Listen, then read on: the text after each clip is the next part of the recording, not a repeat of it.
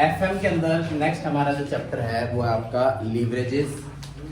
पहले जब मैंने चैप्टर के नेम्स आपको बताए थे तो आपको थोड़ा सा बताया था लीवरेज मतलब रिस्क, ठीक है। यानी कि इस चैप्टर के अंदर हमें क्या समझना है कि अगर हम इक्विटी ले या फिर डिबेंचर ले या फिर प्रेफरेंस ले, कंपनी को इन्वेस्ट करने के लिए फंड्स की जरूरत है, तो फंड्स कहां से लाए, इक्विटी से लाए, डिबेंचर से लाए या फिर प्रेफरेंस से लाए। किससे लेना कंपनी के लिए बेनिफिशियल रहेगा, क्योंकि सबके अंदर रिस्क का कंपोनेंट क्या होता है, अलग अलग। अगर हमें पैसा चाहिए हम इक्विटी से ले आएंगे तो हमारा रिस्क कंपोनेंट जो है कंपनी का वो चेंज हो जाएगा।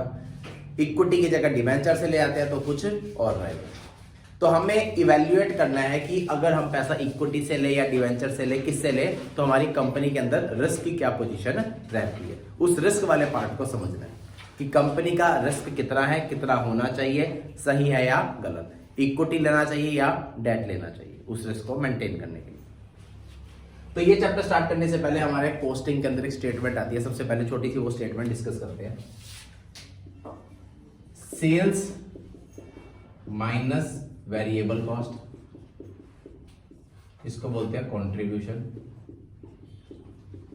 माइनस फिक्स कॉस्ट,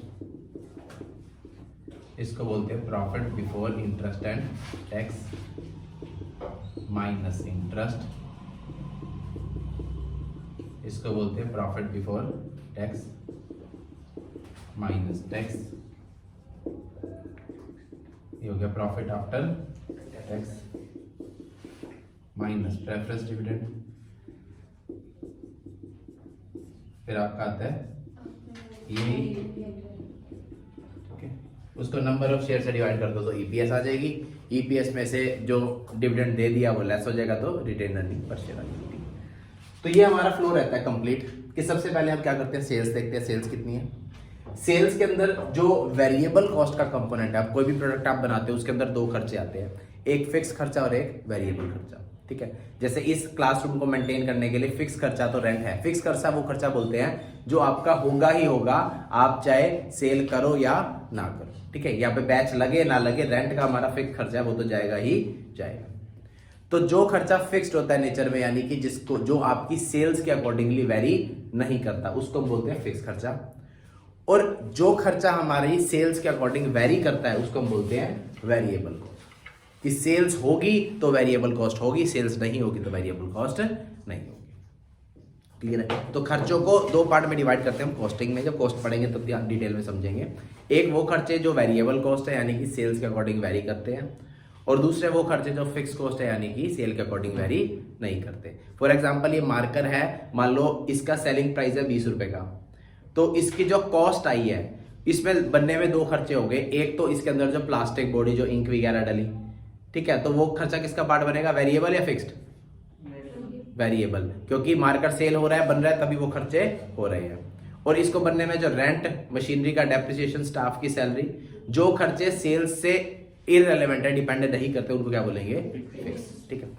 तो दो तरह के हमारे खर्चे होते हैं, एक फिक्स खर्चे और एक वेरिएबल खर्चे। जब हम सेल्स में से वेरिएबल खर्चों को लेस कर देते हैं तो हमारा क्या आता है, कंट्रीब्यूशन आता है। इस टर्म को क्या बोला गया, कंट्रीब्यूशन, ठीक है। यानी कि इस एक मार्कर के बिकने से मेरे कंपनी में कितना कंट्रीब्यूट हुआ, कितना कंट्रीब्यूट हुआ मतलब ये मार्कर, मान लो अब कंपनी अगर एक एक्स्ट्रा मार्कर बनाती है तो एक एक्स्ट्रा मार्कर 20 रुपए का बिकेगा और उसकी कुछ ना कुछ वेरिएबल कॉस्ट भी आएगी।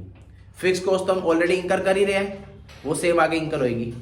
तो जो एक्स्ट्रा कॉस्ट आएगी उससे जो एक्स्ट्रा प्रॉफिट होगा उसको हम बोलते हैं कंट्रीब्यूशन। फॉर एग्जाम्पल आप क्लास में मान लो 20 स्टूडेंट्स बैठे हो, अगर एक नया स्टूडेंट आ जाता है तो क्या मेरी फिक्स कॉस्ट पे कोई फर्क पड़ेगा, नहीं सर। रेंट बाकी सब चीजें फिक्स कॉस्ट तो उतनी है। हाँ, जो मेरी वेरिएबल कॉस्ट है जैसे कि नोट्स की कॉस्ट होगी, उस कॉस्ट पे फर्क पड़ेगा। तो एक नया स्टूडेंट आने से जितनी फीस लेके आ रहा है वो मेरी सेल्स होगी, और उसके आने से जो मेरा खर्चा बढ़ रहा है that is my variable cost, extra variable cost. तो वो एक स्टूडेंट जितने रुपए सेल्स माइनस वेरिएबल कॉस्ट करूंगा तो इसका मतलब क्या आएगा, वो इतने रुपए क्या कर रहा है, कंट्रीब्यूट कर रहा है एक नया स्टूडेंट आने से।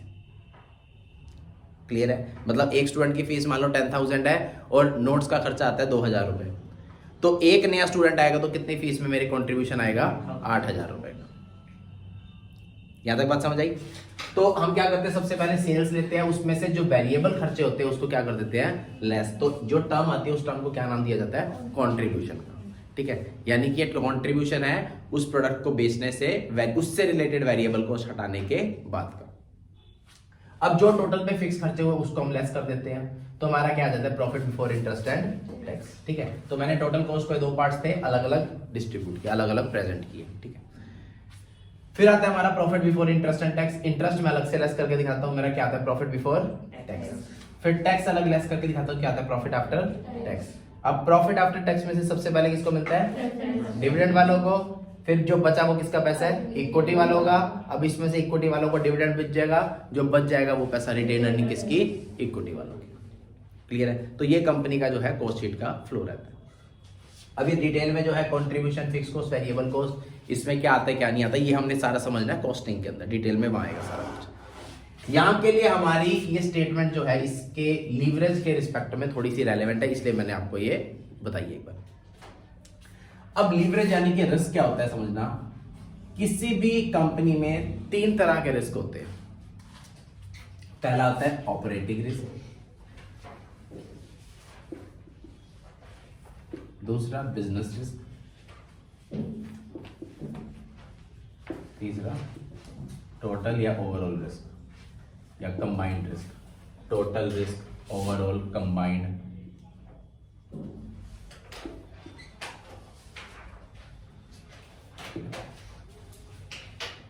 हर बिजनेस में तीन तरह के रिस्क है। पहला आपका ऑपरेटिंग रिस्क, दूसरा बिजनेस रिस्क, तीसरा टोटल रिस्क या फिर ओवरऑल या कंबाइंड रिस्क। तीन तरह के रिस्क। अब हमें इस चैप्टर में क्या समझना है, रिस्क मतलब कि लीवरेज। ठीक है, नोटिंग बाद में करा दूंगा मैं इरेज करने से पहले, नोटिंग लास्ट में करूंगा। अब बिजनेस में तीन तरह के रिस्क है, हमें इस चैप्टर के अंदर क्या समझना है, लीवरेज मतलब रिस्क।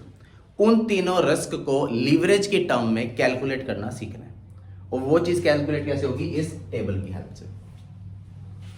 बात क्लियर है? तो तीन तरह के रिस्क होते हैं बिजनेस को चलाने में, एक ऑपरेटिंग रिस्क, एक फाइनेंशियल रिस्क और एक टोटल रिस्क। सबसे पहले तो इसने बताया कि रिस्क का मतलब क्या है।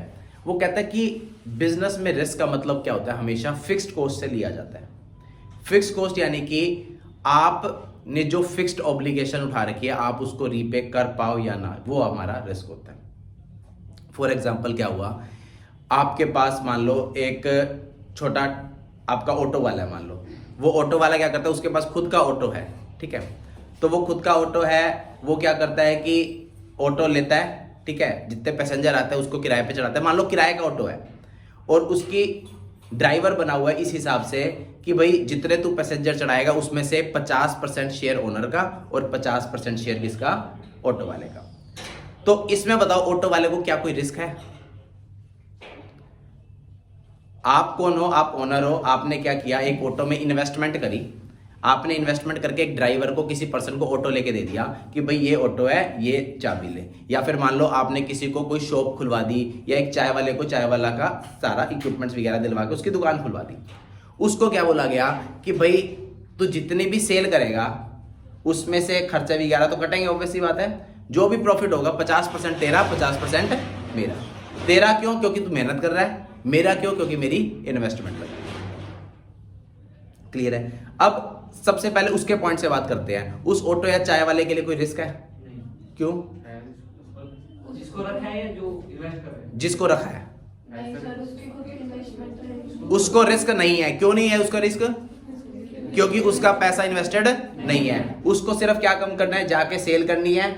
अगर जितना ज्यादा सेल करेगा उसका प्रॉफिट उतना ज्यादा, सेल नहीं करेगा तो प्रॉफिट नहीं होगा। रिस्क किसका? इन्वेस्ट करने वाले का। उसका रिस्क क्यों आ गया?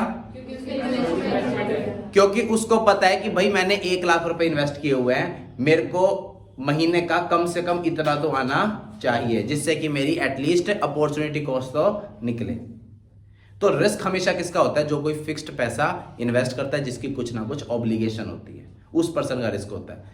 जिस पर्सन ने प्रॉफिट शेयरिंग पे काम करना है उसका कोई रिस्क नहीं होता। क्लियर है? एक छोटा सा एग्जांपल और समझते हैं। मान लो मैं ये मार्कर खरीद के लाया 10 रुपए का, ठीक है, और मैं आगे ये 20 रुपए का मार्कर किसी को बेच रहा हूं। मैं 10 रुपए का मार्कर खरीद के लाता हूं, 20 रुपए का बेचता हूं। ठीक है, मेरी कोई शॉप नहीं है, कोई आपका फिक्स्ड एस्टेब्लिशमेंट नहीं है, कुछ नहीं है, क्या मेरा कोई रिस्क होगा? तो 10 रुपए ही होगा जितना आप इसकी प्रोडक्ट। मैंने मार्कर जो खरीदा, मेरी जो इन्वेस्टमेंट है वो बिक जाएगा, मेरा रिस्क पूरा। जितना ज्यादा मैं स्टॉक रखूंगा, जितनी ज्यादा इन्वेस्टमेंट होगी, मेरे रिस्क उतना बढ़ता जाएगा। तो ये चैप्टर किसकी बात करता है? रिस्क की बात करता है। ये कहता है कि रिस्क अल्टीमेटली, इस चैप्टर के पॉइंट से रिस्क क्या है, ये कहता है कि रिस्क का मतलब है जब आपकी किसी को फिक्स्ड पेमेंट की ऑब्लिगेशन आती है, यानी कि आपने कुछ पैसा इन्वेस्ट किया हुआ है और वो आपके पैसे की रिकवरी ना हो पा रही हो, तब हमें बिजनेस में क्या लगता है? रिस्क लगता है। वो रिस्क है। अगर आपने इन्वेस्ट कर रखा है, आपका रिकवर हो रहा है, तो वो रिस्क नहीं है। यानी कि फॉर एग्जांपल मैंने बिल्डिंग रेंट पे ली है, तो बिल्डिंग रेंट पे लिया है तो मुझे रिस्क है। रिस्क कब तक है? जब तक कि इतने नंबर ऑफ स्टूडेंट्स आ जाए कि उनकी वेरिएबल कॉस्ट निकलने के बाद जो कंट्रीब्यूशन आएगा वो मेरी उस फिक्स कॉस्ट को सेटअप कर रहा है। सेट ऑफ कर रहा है तो रिस्क नहीं है। अगर वो सेट ऑफ नहीं कर पा रहा तो रिस्क है। क्लियर है? मान लो कि मेरे जितने भी स्टूडेंट्स हैं उनसे मेरी जो इनकम आ रही है, यानी कि कंट्रीब्यूशन की बात कर रहा हूं, वेरिएबल खर्चा लेस करने के बाद, क्योंकि वेरिएबल कॉस्ट थोड़ी बहुत होगी, वो कॉस्ट लेस करने के बाद जो मेरा कंट्रीब्यूशन आ रहा है वो मान लो आ रहा है 5 लाख रुपए, और मेरी इस बिल्डिंग को मेंटेन करने की कॉस्ट है मान लो 6 लाख रुपए, तो मैं अपने फिक्स कॉस्ट को भी रिकवर नहीं कर पा रहा सेल्स, तो इस चीज को रिस्क बोला जाएगा। रिस्क है आपका। बात क्लियर है? तो अल्टीमेटली रिस्क क्या है? रिस्क मेरी वो फिक्स्ड रिपेमेंट्स है जो पता नहीं मैं पे कर पाऊंगा या नहीं कर पाऊंगा। तो सबसे पहले हमें इस स्टेटमेंट के अंदर फाइंड आउट करनी है कौन कौन सी ऐसी चीजें हैं जो रिस्क को इंक्रीज करेगी।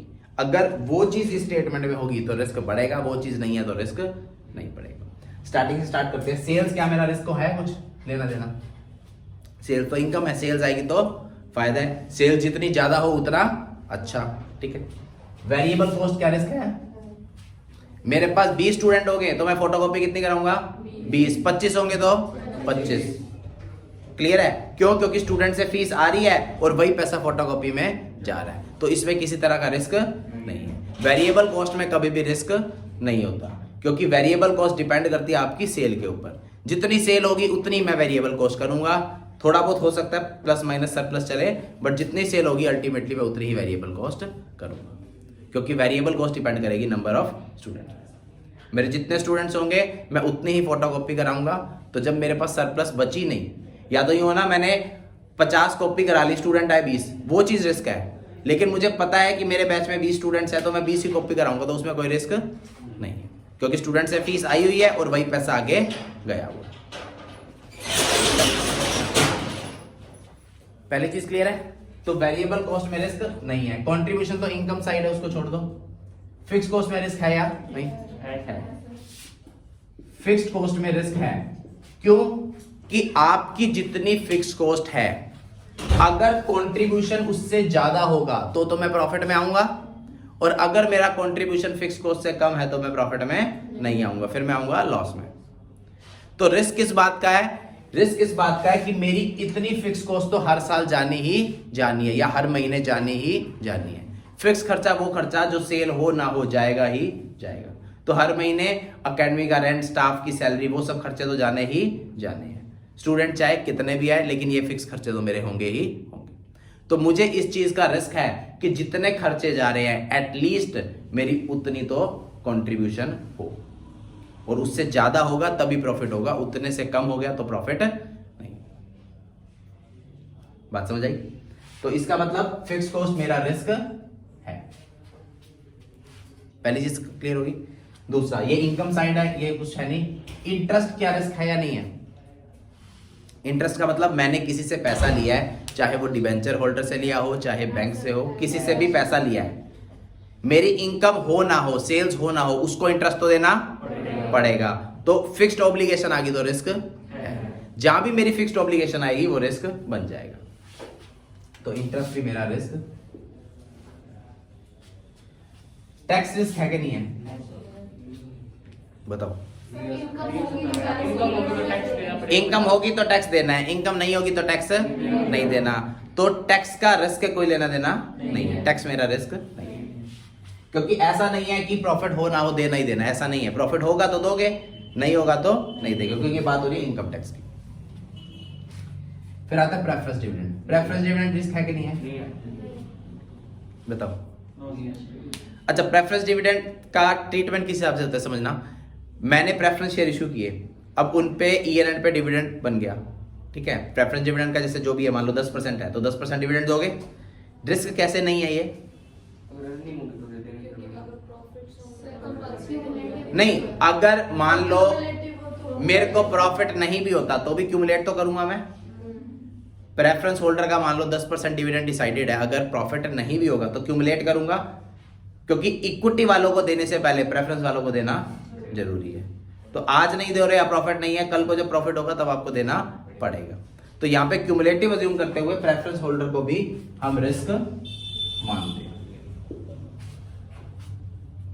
क्लियर है? यानी कि इस पूरी कॉस्ट शीट में मैंने 3 चीजें फाइंड आउट करी। 3 तरह के रिस्क है। पहला फिक्स्ड कॉस्ट का रिस्क, दूसरा इंटरेस्ट का रिस्क और तीसरा प्रेफरेंस डिविडेंड का रिस्क। 3 रिस्क ने बता दिए। कहते हैं कि 3 तरह के रिस्क होते हैं एक बिजनेस को चलाने में। एक आपका जो फिक्स खर्चा है, सबसे पहले वो ऑब्लिगेशन, जो पैसा ब्याज पे लिया वो इन्वेस्टमेंट के लिए, वो इंटरेस्ट भी उतारना है। प्रेफरेंस डिविडेंड इशू किए हुए तो उनका डिविडेंड भी देना है। ये 3 खर्चे तो देने ही देने हैं, इनकम चाहे हो चाहे ना हो। तो जो हमारी फिक्स्ड ऑब्लिगेशन है वो आपके रिस्क है। तो ये तीनों जो रिस्क है इसको मैं नाम दे देता हूं, ये मेरी क्या है? Fixed obligation. ठीक है। अब इस रिस्क को कन्वर्ट करते हैं हम लीवरेज में। पहली बात रिस्क समझ आ गई। अब कौन सा रिस्क क्या रिस्क है उसको लीवरेज में कन्वर्ट करना है, वो काम करते हैं। ऑपरेटिंग रिस्क, इसको लीवरेज में बोला जाता है ऑपरेटिंग लीवरेज। ठीक है।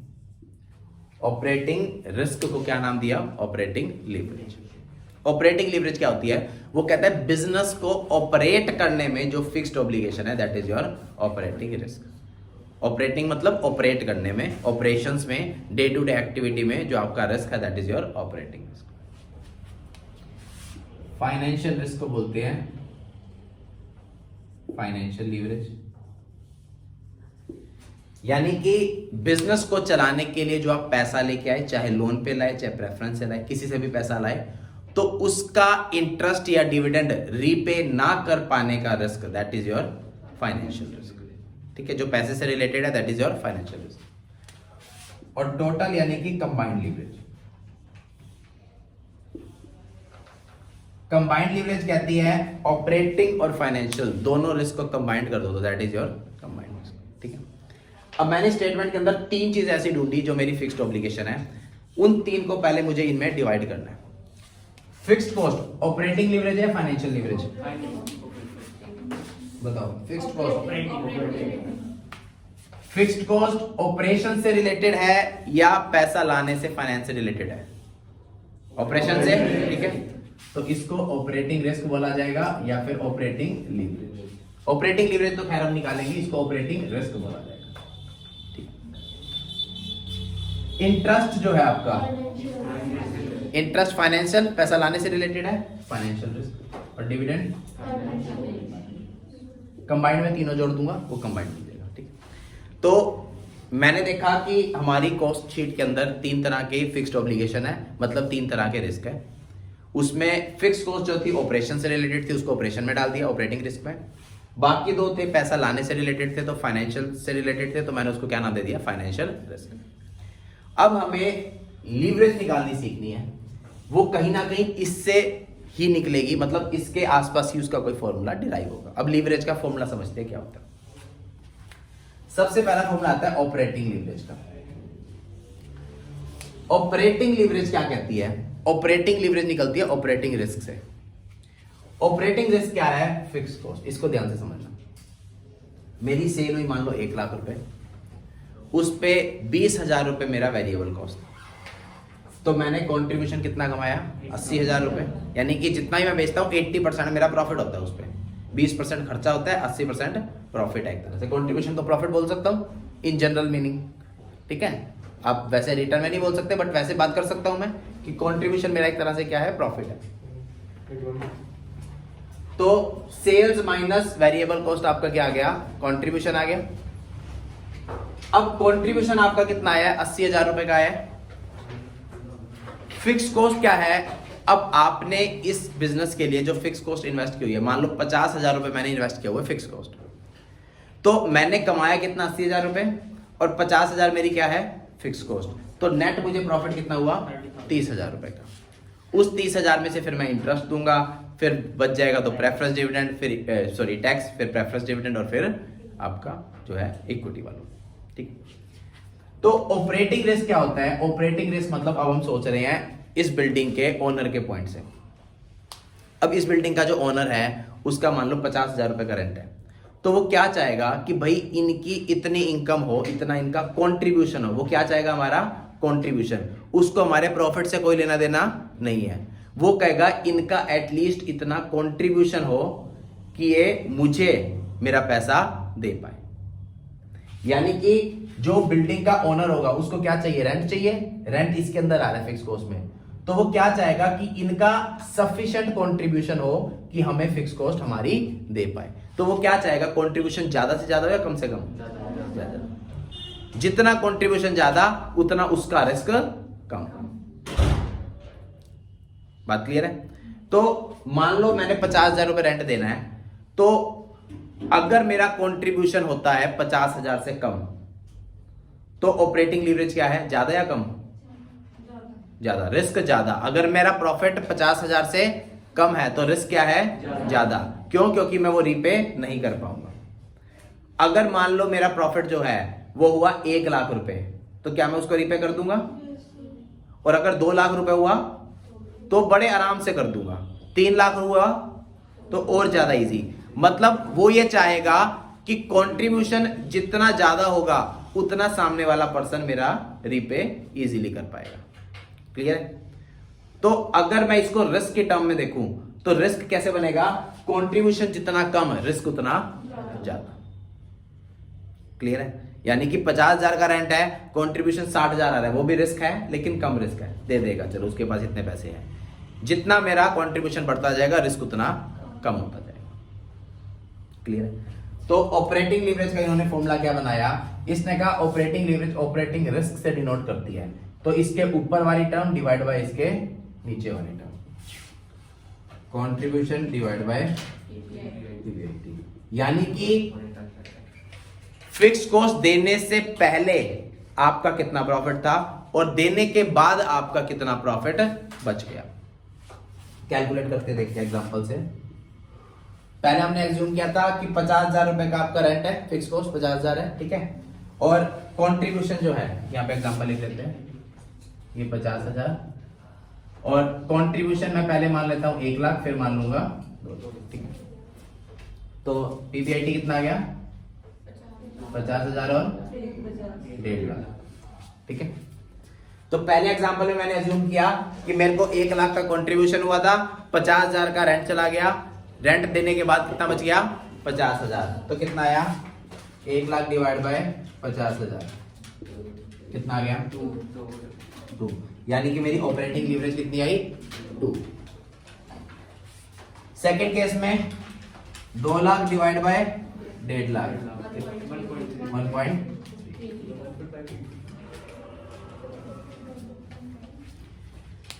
क्लियर है? मतलब क्या हुआ समझना? जब मेरे पास, पीछे बात नहीं भी, जब मेरे पास पैसा ज्यादा था तो मेरा ऑपरेटिंग लीवरेज कम आया, मतलब मेरा रिस्क क्या हो गया? क्लियर है? क्योंकि आपको उसे 50,000 देना है, आपके पास जितना ज्यादा होगा आपका रिस्क उतना क्या होता जाएगा? कम होता जाएगा। यहां तक बात समझ आई? ठीक है। आगे कंसेप्ट भी हमारे इसी पे बेस्ड है, बट फॉर्मूले अलग हो जाएंगे। बट यहां तक नोटिंग कर लो। सबसे पहले चैप्टर की डालो हेडिंग लीवरेजेस रिस्क, ये डायग्राम बना लो। फॉर्मूला मत लिखना, वो नीचे में अलग से लिखूंगा। यहां तक बना लो डायग्राम जो है। हाँ, यहां तक डायग्राम बना लो ये, और ये कॉस्ट शीट, ऊपर हेडिंग डाल देना कॉस्ट शीट। ये कॉस्ट शीट का फॉर्मेट लिख लो, डायग्राम बना के कॉस्ट शीट का फॉर्मेट लिख लो। फिर कॉस्ट शीट इनकम स्टेटमेंट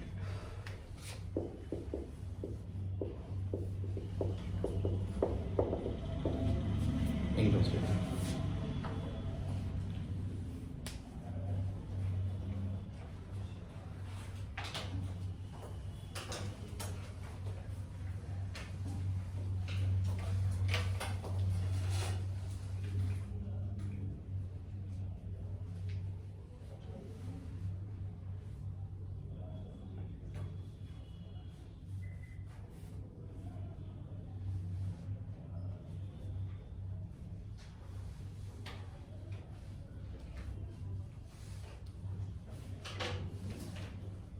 लिखा नहीं।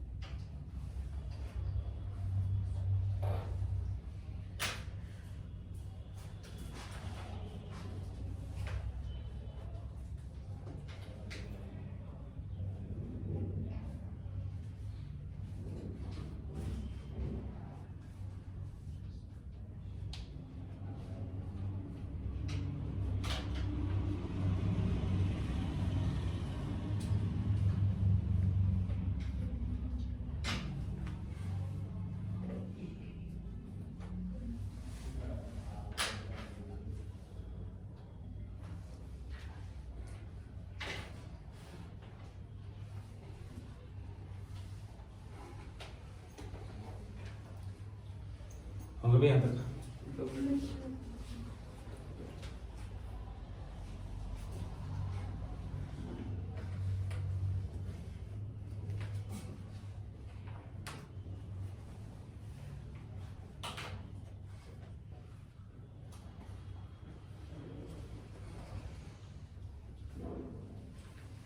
सर ये OR ऑपरेटिंग रिस्क हम्म। और ये FR फाइनेंशियल रिस्क और नीचे वाला अर्निंग्स अवेलेबल फॉर इक्विटी। कौन सी? ये earnings available for equity share holder. Sir ये नीचे वाला भी फाइनेंशियल लिवरेज है। हाँ, क्योंकि ये भी पैसे लाने से रिलेटेड है।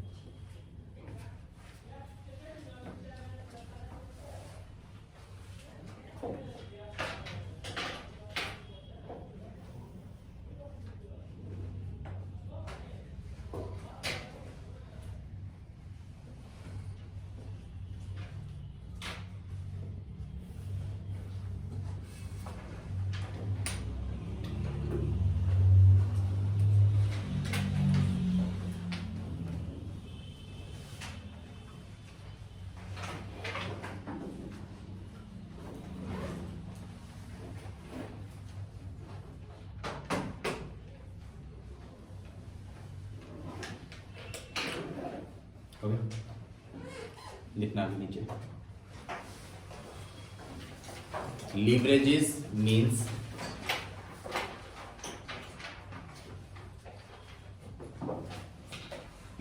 Means risk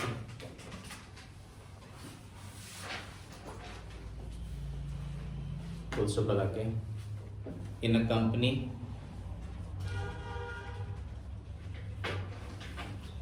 there are 3 types of risk.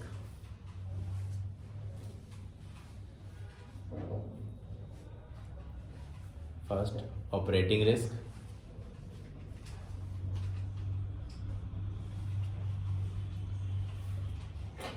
This risk depends upon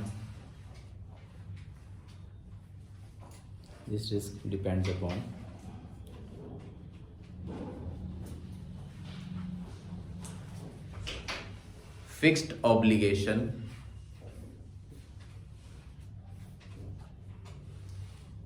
of a company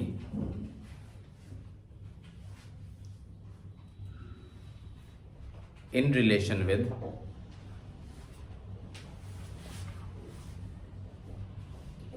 operations.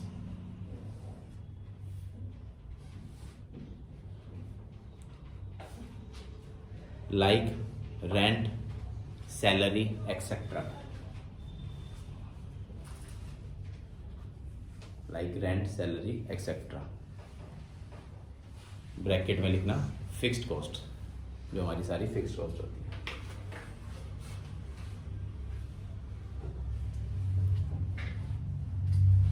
Second, financial risk.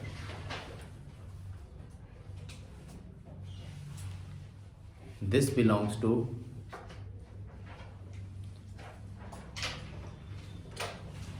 those fixed obligations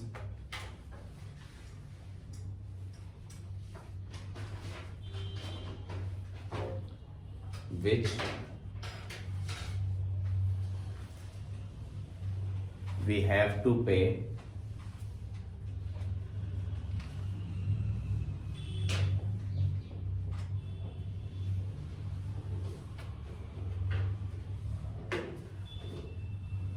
bracket में लिखना like interest preference dividend bracket closed for are capital structure,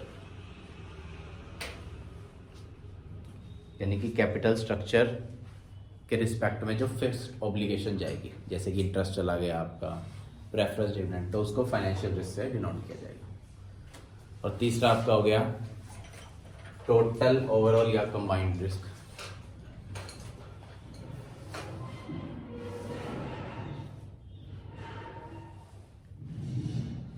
total risk means risk of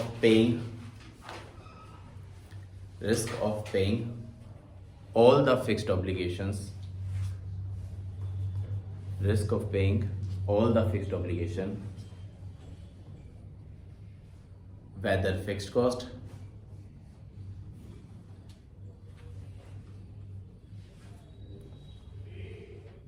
or interest।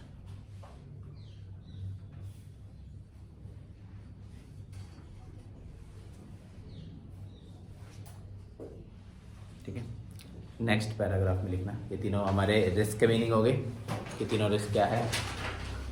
अब next paragraph में start करते हैं हमारी leverages क्या है। ठीक है, तो पहली हेडिंग डालो ऑपरेटिंग लीवरेज की।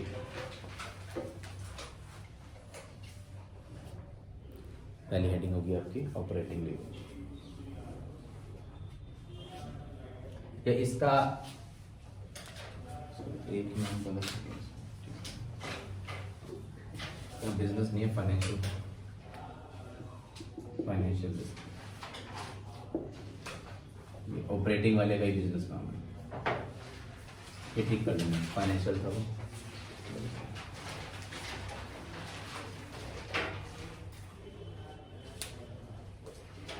थ्योरी में तो ठीक लिखवाया ना, थ्योरी में तो ठीक।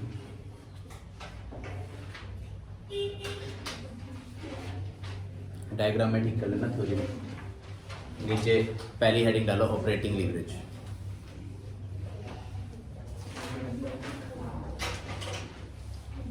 लिखो since operating leverage is based on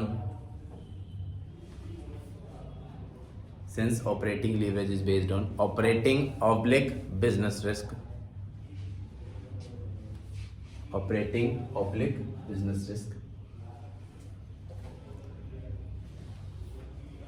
hence following formula should be used।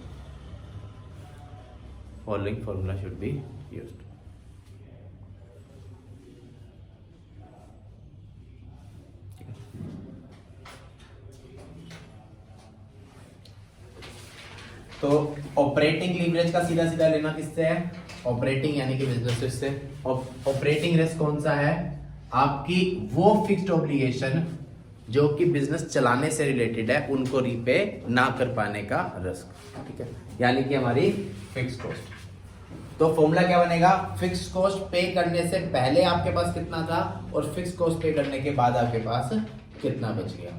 तो फॉर्मूला बनेगा operating leverage is equals to contribution upon में पीबीआईटी, या इसको ईबीआईटी भी बोलते हैं। प्रॉफिट बोल लो, अर्निंग्स बोल लो, profit before interest and tax या earnings before interest and tax. Contribution upon में PBIT.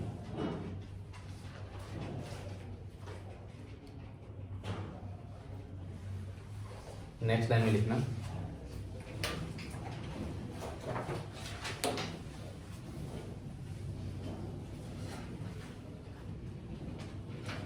operating leverage means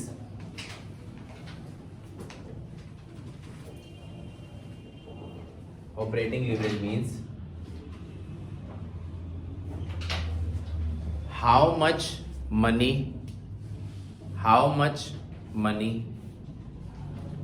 the company is having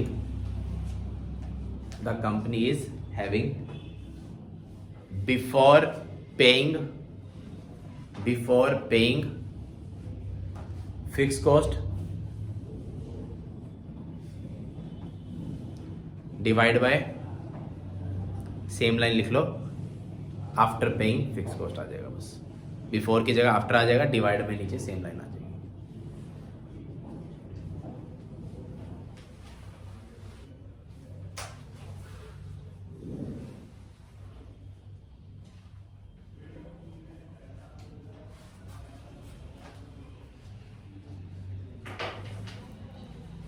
ठीक है, मतलब ऑपरेटिंग लीवरेज का मतलब क्या हुआ, फिक्स कॉस्ट यानी कि ऑपरेटिंग रिस्क देने से पहले कितना था डिवाइड बाय देने के बाद कितना है।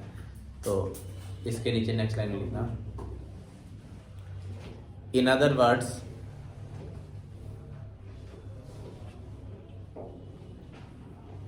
Words we can say that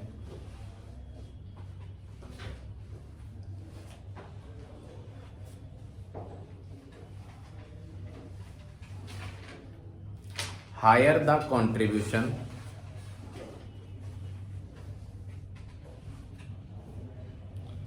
lower the leverage।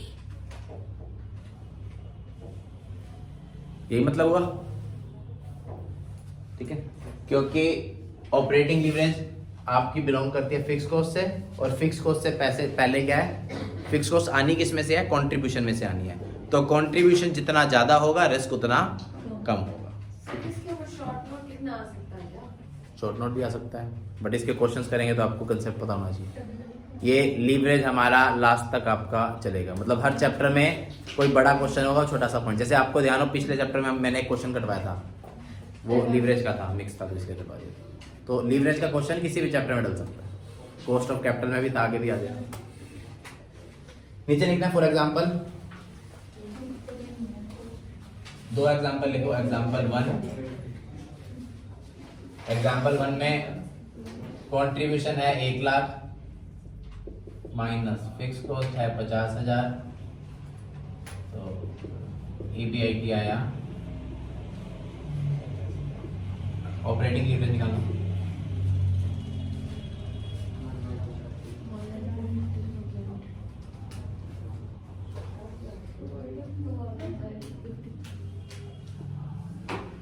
इसको टाइम्स में बोलते हैं, 2 टाइम्स अभी।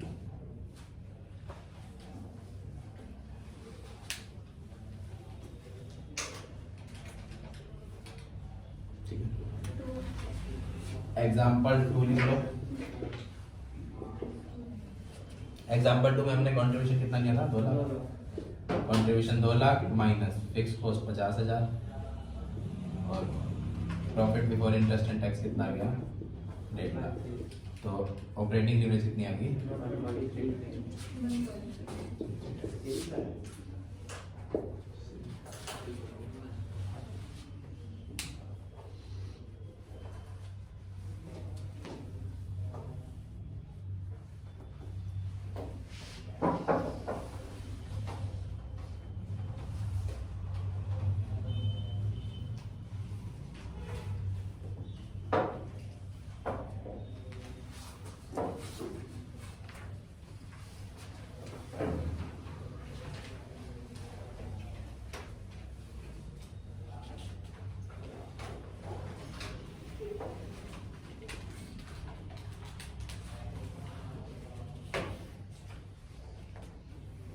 ओके।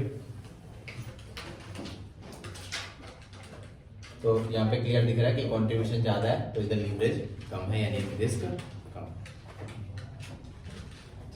नेक्स्ट हेडिंग डालो, फाइनेंशियल लीवरेज।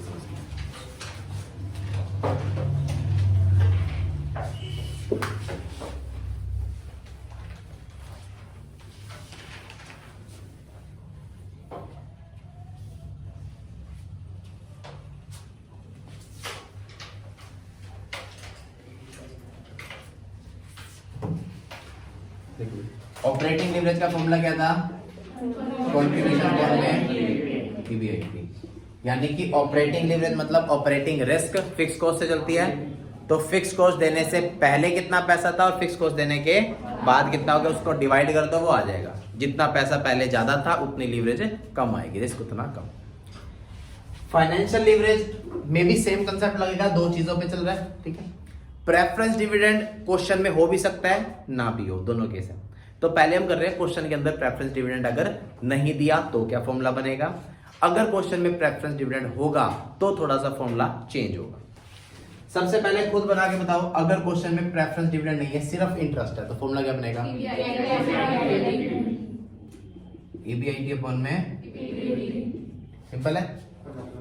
यानी कि फाइनेंशियल रिस्क, फाइनेंशियल लीवरेज मतलब फाइनेंशियल रिस्क, फाइनेंशियल रिस्क में क्या आता है? इंटरेस्ट। इंटरेस्ट देने से पहले कंपनी के पास कितना था डिवाइड बाय इंटरेस्ट देने के बाद कंपनी के पास कितना है। तो वो पहले जितना ज्यादा था रिस्क उतना कम होगा। क्लियर है पहली बात। और इसका सेकंड फॉर्मूला लिखते हैं, जब क्वेश्चन के अंदर प्रेफरेंस डिविडेंड भी होगा तब क्या करना है? EBIT डिवाइड बाय, देखो अगर मैंने EBIT डिवाइड बाय EI कर दिया तो बीच में टैक्स भी आ गया जो कि आना नहीं चाहिए। पर टैक्स अगर डिविडेंड देना है तो टैक्स तो पहले पे करना पड़ेगा। आते उस चीज पे, दो चीजें हैं समझो। अगर मैंने EBIT अपॉन में EI कर दिया तो दिक्कत क्या आ गई भाई? टैक्स आ गया। टैक्स सिर्फ वो हिस्सा नहीं आया जो प्रेफरेंस डिविडेंड से रिलेटेड था, टैक्स सारा ही आ गया। मान लो मेरा प्रॉफिट बहुत ज्यादा है तो वो सारा टैक्स आ गया इसमें। अगर मैंने EBIT अपॉन EI कर दिया तो सारा टैक्स आ जाएगा जितना भी पे होगा। प्रॉफिट ज्यादा होगा तो टैक्स ज्यादा, प्रॉफिट कम है तो टैक्स कम, जो कि एक सही मेजर नहीं होगा। अगर मैं टैक्स को हटा दूं तो भी गलत है, क्योंकि प्रेफरेंस डिविडेंड देने से पहले टैक्स तो देना पड़ेगा। बात क्लियर है? तो ध्यान से समझना। अब मुझे क्या करना है? इंटरेस्ट तो लेना ही लेना है, प्रेफरेंस डिविडेंड भी लेना है, टैक्स भी लेना है, लेकिन टैक्स सिर्फ उतना हिस्सा लेना है जितना कि प्रेफरेंस डिविडेंड वालों को डिविडेंड देने के लिए होना जरूरी है। फॉर एग्जांपल मान लो मैंने प्रेफरेंस डिविडेंड देना है 10 रुपए, ठीक है, तो वो 10 रुपए तो मेरी ऑब्लिगेशन है, लेकिन गवर्नमेंट कहती है कि भाई 50% टैक्स है, तो प्रेफरेंस डिविडेंड वाला चाहेगा कि मुझे 10 तभी मिलेगा जब इसके पास कितना होगा? 20 होगा, क्योंकि 20 में से 10 तो गवर्नमेंट ले जाएगी और 10 किसको मिलेगा? प्रेफरेंस वाले को। अगर आप किसी कंपनी के प्रेफरेंस डिविडेंड होल्डर हो, आप लाइन में खड़े हो, तो आप क्या चाहोगे कि मेरा 10 रुपए डिविडेंड है, कंपनी का पैट कितना हो? 10 तो आए कम से कम। और अगर मैं पैट की बात नहीं कर रहा, PBT की बात करूं, तो आप कितना चाहोगे? 20 आए, क्योंकि अगर PBT 20 आएगा तो 10 रुपए टैक्स जाएगा और तभी आपके लिए 10 रुपए बचेगा। बात समझ आई? तो इंटरेस्ट मेरी फिक्स्ड ऑब्लिगेशन नहीं होती, लेकिन प्रेफरेंस डिविडेंड वाला हमेशा चाहेगा कि मुझे जब पैसा मिलना है तो मुझे जितना पैसा मिलना है उसके रिस्पेक्ट में जितना टैक्स बनता है उतना कंपनी के पास एक्स्ट्रा सरप्लस होना चाहिए, ताकि पहले टैक्स जाएगा और फिर मेरा नंबर आएगा। क्योंकि अगर वो सोचेगा कि मेरे पास 10 होना चाहिए कंपनी के पास, तो 10 में से 5 तो कंपनी टैक्स ले जाएगी गवर्नमेंट, फिर 5 उसके हिस्से आएगा। बात क्लियर है? तो अब इसका फॉर्मूला बनाते हैं। ऊपर तो आ गया EBIT, नीचे क्या होता है? फिक्स्ड रिपेमेंट देने के बाद वाली फिगर, तो उसको बनाते हैं EBIT minus PBT interest. PBT तो ले लो एज इट इज, ऐसे ही बना दो ना फॉर्मूला। ऊपर ऑब्लिगेशन से पहले वाला पैसा और नीचे ऑब्लिगेशन के बाद वाला, तो एक एक करके लेस करके जाते हैं। तो ऊपर ऑब्लिगेशन से पहले वाला पैसा यानी कि EBIT, नीचे ऑब्लिगेशन के बाद वाला, एक ऑब्लिगेशन हटा के ये आ गया, लेकिन इसमें से और भी कुछ लेस करना है। क्या लेस करना है? Preference dividend. लेकिन जो प्रेफरेंस डिविडेंड वाली वैल्यू है, अगर प्रेफरेंस डिविडेंड 10 रुपए है तो 20 लेस कराना है मुझे। 10 रुपए किसके नाम का? टैक्स के नाम का, 1 प्लस टैक्स कुछ ठीक है। एक बार कंसेप्ट ध्यान से समझो फिर बनाना फॉर्मूला। ऊपर आती है फिगर उनको पैसा देने से पहले वाली, और नीचे फिगर आती है उनको पैसा देने के बाद वाली। जैसे अगर मैं इस फॉर्मूले पे आऊं, ऊपर मैंने लिखा कंट्रीब्यूशन, नीचे कंट्रीब्यूशन माइनस फिक्स कॉस्ट। यहां पे आऊं तो ऊपर EBIT, नीचे EBIT माइनस इंटरेस्ट। ऐसे यहां पे आऊं तो EBIT, नीचे EBIT minus interest minus preference dividend, लेकिन प्रेफरेंस डिविडेंड अब 10 नहीं होना चाहिए, प्रेफरेंस डिविडेंड कितना आना चाहिए 20।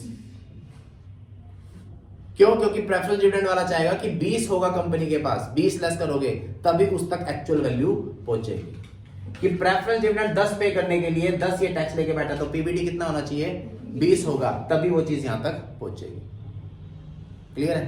तो अगर मुझे यहां पे 10 है तो यहां पे मुझे कितना लेस कराना है 20 लेस कराना है। कैसे बनेगा formula? Preference dividend divide by क्या करूं? प्रेफरेंस डिविडेंड को नेट वैल्यू मान लूं कि प्रेफरेंस डिविडेंड जो है वो टैक्स कटने के बाद की आई हुई वैल्यू है। Yes sir.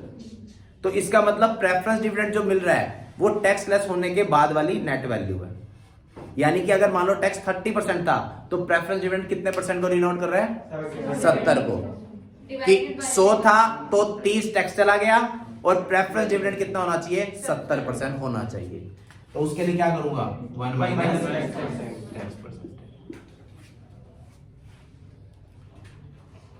बोलो क्लियर है? एक प्रैक्टिकल करते हैं उससे क्लैरिटी हो जाएगी।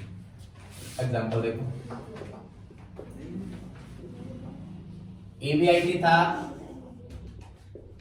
मान लो 100, इंटरेस्ट की ऑब्लिगेशन थी इसकी 20 रुपए, तो प्रॉफिट बिफोर टैक्स कितना हो गया 80, टैक्स था 30%, कितना हो गया निकालना 24, प्रॉफिट आफ्टर टैक्स कितना आया 56 माइनस प्रेफरेंस डिविडेंड है मान लो 30 रुपए, तो EI कितनी आई, ये आपको क्वेश्चन दिया हुआ, ठीक है।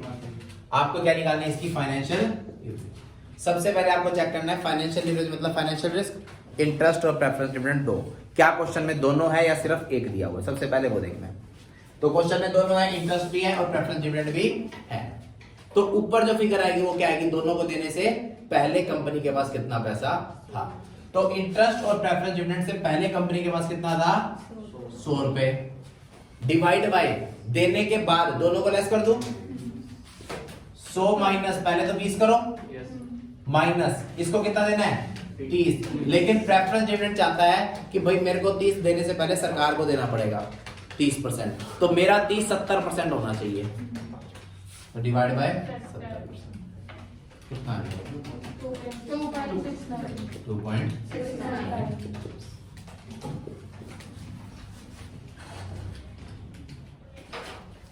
बोलो बात समझ आई? देने से पहले कंपनी के पास इतना है, देने के बाद कंपनी के पास जितना होगा, दोनों को डिवाइड कर दो, यानी कंपनी का जो रिस्क है फाइनेंशियल रिस्क यानी कि फाइनेंशियल लीवरेज वो कितनी है 2.69। कंपैरेटिव में दूसरा देखते हैं, प्रॉफिट बढ़ा के, ठीक है 100 की जगह 200 कर दो, ये सेम, चलो 180 टैक्स निकालना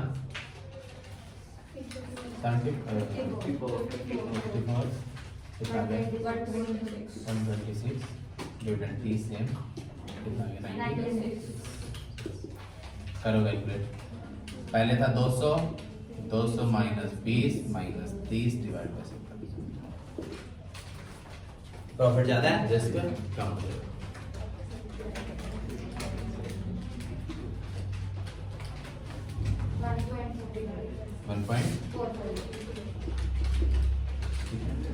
पैसा ज्यादा होगा तो रिस्क कम होगा।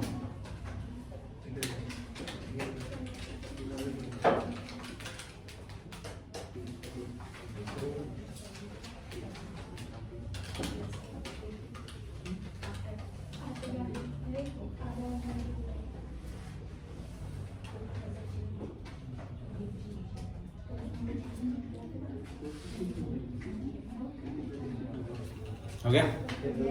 लिखो, हेडिंग डालो, फाइनेंशियल लीवरेज लिखो।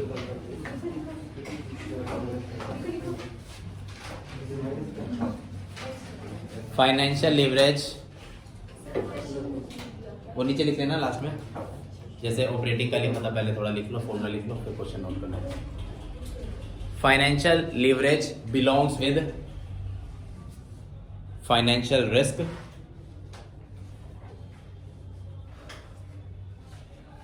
that is fixed obligations fixed obligation relates with loan और प्रेफरेंस डिविडेंड, यानी पैसे से रिलेटेड, फाइनेंस से रिलेटेड, ठीक है, sorry loans and preference share holders. Bracket में लिख लेना इंटरेस्ट इन, क्या चीज, loans and preference share holder लिख लो ना, ब्रैकेट में लिख लेना लोन्स वालों का इंटरेस्ट हो गया, प्रेफरेंस वालों का प्रेफरेंस डिविडेंड हो गया।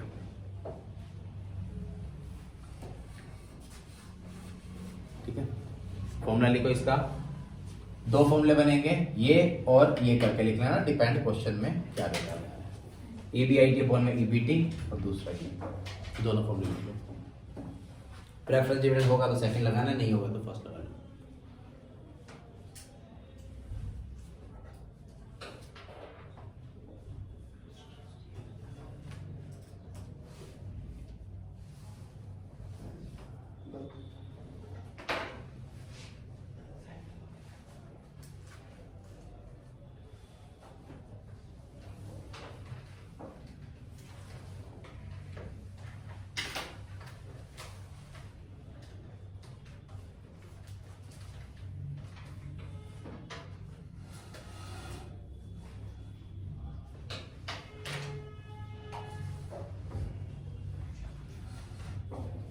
फॉर्मूले के नीचे ये अपना नोट कर लेना, दोनों एग्जांपल 1 और एग्जांपल 2।